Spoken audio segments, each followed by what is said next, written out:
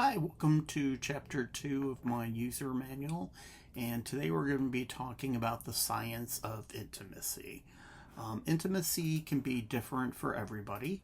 One of the things, the ingredients that go into it, there's no set formula.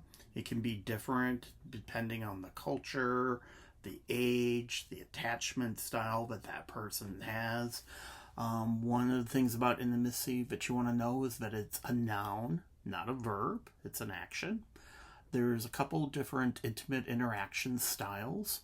There is self disclosure, which is sharing. This would happen gradually. You would get to know somebody. Friends do this a lot. Like when you meet somebody new, you'll show your vulnerability and maybe share a few details to kind of test the waters, and they'll share a few details. So that is self-disclosure, getting to know each other a little bit better. There's the next one would be positive involvement. This is when you have a warm regard for somebody. It's often called unconditional positive regard. You're happy when they call, you're happy when they show up, you want to spend time with that person. Next one would be a mutual understanding. This is when somebody gets you. Sometimes you don't have to say anything. They can just kind of read it in your face, your body language. And then the next one is a physical connection. That's when you would have hugging, you would have cuddles, you would have sex. Not always sex though. Sometimes a physical connection could be maybe sharing dinner together, or coworkers, having lunch. You're in the same area, physically in the same area. The benefits of intimacy are it protects us against stress and mental health issues, also physical issues.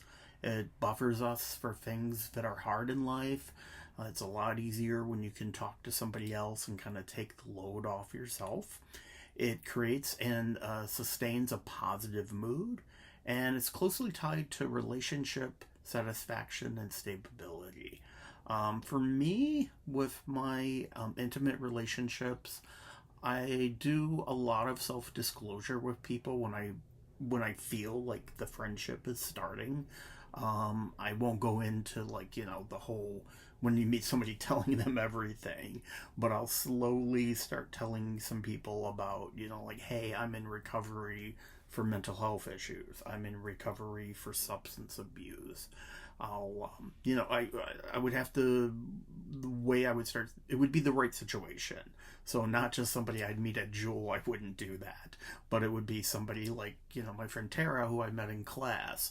When we first met, we were in the CRSS classes together. So we kind of knew that we both had mental health issues or substance abuse.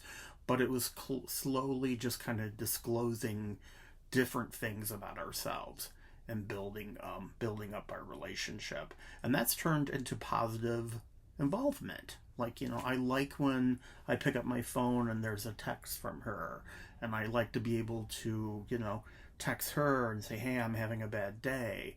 She seems to get that, and that's wonderful to have that. And a mutual understanding, we also have that in our relationship. Sometimes if I'm struggling, maybe I didn't reply to that text right away, but I'll say, hey, I'm going through some stuff right now, let me text you back later, and she'll get that. She doesn't take offense to it. She understands that, we have that understanding. It's an understanding between people. And then physical connection. That's what Ken, who I've been with for 40 years, that we have. It's being able to, sit on the couch and cuddle. It's being able to have sex. It's hugging, like when he leaves for work and everything. So there's lots of different, with the science of intimacy, there's different components to it, but those are the four again: self-disclosure, positive involvement, mutual understanding, and physical connections.